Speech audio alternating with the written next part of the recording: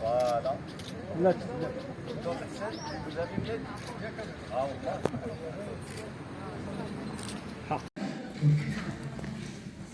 Voilà, donc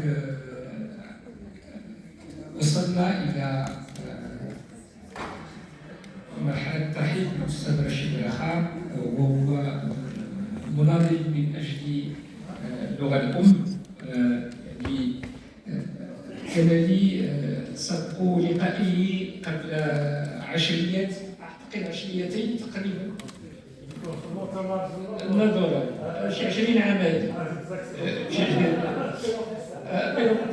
20 عام بالضبط. دونك فنلتقي مرة أخرى هنا، يعني وتنشرفوا أننا نرحب به في هذا اليوم، وتنطلبوا منه باش يلقي العرض ديالو. مرحبا بك أستاذ رشيد، وشكرا على هذا الشيء اللي قلت لنا في هذا اليوم الدراسي.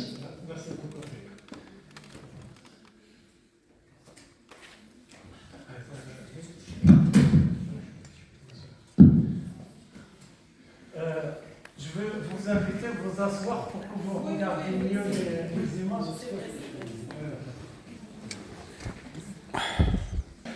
Le laboratoire des neurosciences cliniques, le laboratoire des sciences de langage, littérature, art, communication, sport, éducation et la faculté de médecine d'avoir organisé chaque année, l'année dernière je crois vous avez aussi organisé des colloques sur ce thème vraiment très important. Moi je dirais un thème capital que nos autorités, malheureusement, et nos politiciens ne prennent pas encore en considération et vous sont d'importance. J'espère qu'avec la conférence que je vais vous offrir, vous aurez conscience de la dite importance. Et je remercie beaucoup Dr Zoé, toujours en contact avec nous. Parfois, le destin nous fait nous croiser sur l'autoroute comme ça, pour se voir et s'allier. Et c'est incroyable, un thème comme celui-là, ça m'a fait beaucoup plaisir de le faire dans une faculté, on va dire, de médecine. Une faculté qui est, on va dire, spécialisée pour les maladies.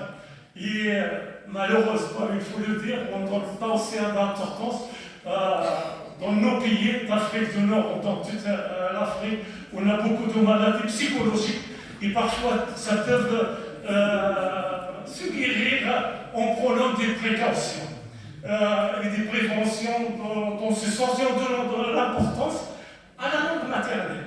Et là, je vais vous exposer cette importance.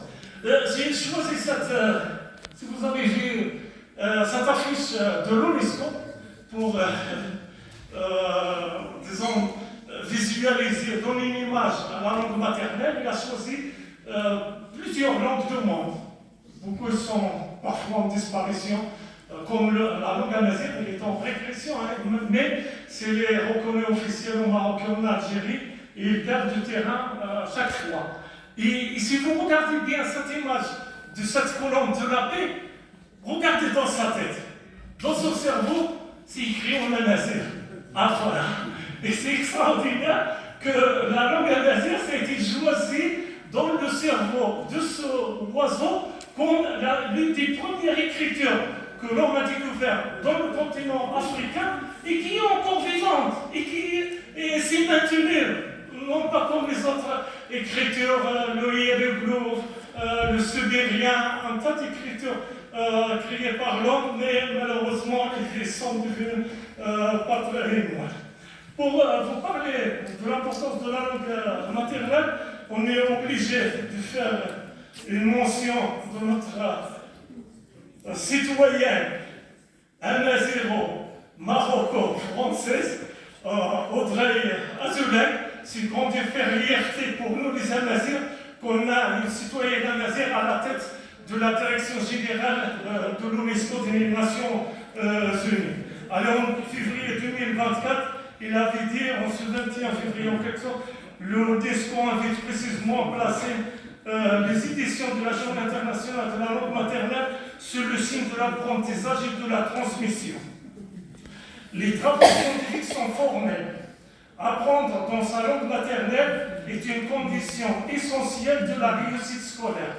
L'estime de soi s'en trouve renforcée. La curiosité de l'enfant éveillée dès son plus jeune âge et des capacités cognitives connaissant un développement facilité. Mais une langue n'est pas seulement un idiome ou un simple moyen de communication. Il est aussi la réception d'une culture. Il est le véhicule de tout un ensemble de représentations et de relations au monde, de manière de se penser soi dans sa relation aux autres et aux choses. Et là, je vous cite un peu l'importance de la langue amazigh dans un article que Dr Ahmed Boukous avait publié dans notre journal en 2002, ça fait plus d'une vingtaine d'années. Il disait un peu le résumé de son article en insistant sur l'importance de la langue amazigh.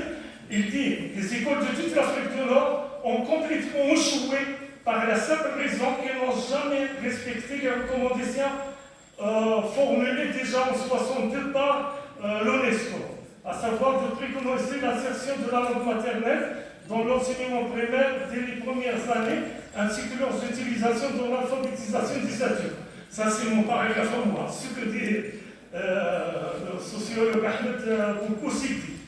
La langue maternelle assure la continuité entre l'environnement familial et le milieu scolaire. La langue maternelle garantit les conditions du succès de l'accès de l'enfant à un univers sociologique nouveau.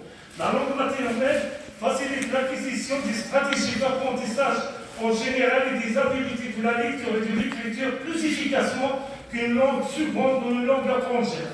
La langue maternelle étant le véhicule naturel de la pensée et de l'expression d'un peuple, son emploi pour l'éducation et l'alphabétisation resserre les contacts avec les sources de sa culture. Et un dernier point, l'enseignement de la langue maternelle se trouve en outil investi d'une fonction de facilitation en jouant notamment le rôle de médiateur entre le référent culturel familial et le référent culturel et social véhiculé par l'institution scolaire. Il ajoute quand même que la langue maternelle est un développement psychopédagogique solide du fait qu'elle joue un rôle décisif dans son développement cognitif, dans sa relation psycho-affective à son environnement immédiat, dans sa scolarisation et dans le processus d'intelligibilité au monde. Et là, je vous cite un peu un paragraphe de Dr Jamal El-Wafat de l'Université de Mohamed V sur l'apprentissage de la langue maternelle à l'apport psychologique. Il insiste que l'acquisition de la langue maternelle par un bébé ou un petit enfant est un processus absolument idéal.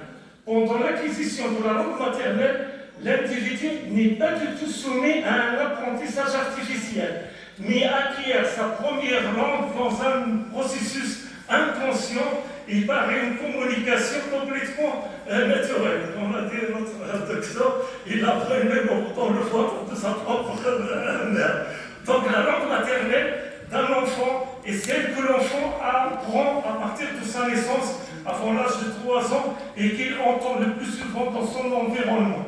Et là, en écoutant et en parlant avec les membres de sa famille dans les cantines, et grâce à ce contact, il apprend à découvrir sa culture, son identité et bien sûr son monde. Là, je vais vous montrer une carte, c'est grâce au docteur Zoé, que vous l'avez diffusée en ce moment, et il est vraiment parlant. Et on voit, par rapport aux carrières médicales, ceux qui utilisent la langue maternelle, il a réussi un peu au sein de cette carrière médicale, de médecine. Et on voit que les pays qui n'utilisent pas la langue maternelle, ça se concentre, si vous voyez bien, dans notre continent africain. Et à la fin, ça s'explique en quelque sorte pourquoi le système éducatif dans tous les pays de notre continent africain, y inclus dans certains pays arabes de Proche-Orient, et dans certains degrés l'Inde, le système pas réussi à véhiculer des études scientifiques comme médecine par la langue maternelle. Ça veut dire, on le calque sur une autre carte des Nations Unies qui représente l'indice de développement humain, et on se retrouve que l'Afrique, c'est l'un des pays les moins développés. Il y a tous les niveaux. Lorsqu'on dit développement humain, c'est un développement culturel, social, économique. Et le continent africain, le fait, il n'a jamais réussi à son système éducatif. Il est soumis, malgré il a des richesses énormes.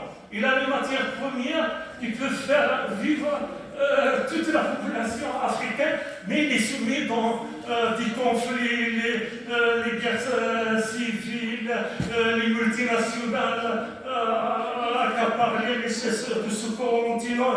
Et par rapport au Maroc, on voit, par exemple, sur le classement de l'indice de développement humain, à un moment c'était 123, maintenant il est resté autour de 120 sur 183 pays. Ça veut dire qu'il est loin. Pourquoi cet indice aussi bas d'un pays peu développé? Parce que l'indice de développement humain, ça prend en considération beaucoup les questions de l'éducation et de la santé. Et la santé, ça ne marche pas parce que les gens n'arrivent pas à avoir une politique de prévention. Parce qu'ils ne sont pas alphabétisés dans leur langue maternelle qui peut leur faciliter acquérir les connaissances pour se prévenir des maladies parfois sont disons, dépassées, mais qui s'arrivent un peu partout, comme le choléra dernièrement en Algérie. Bon, ça revient un peu partout ces maladies. Et là, je vous montre un peu l'importance de la langue maternelle.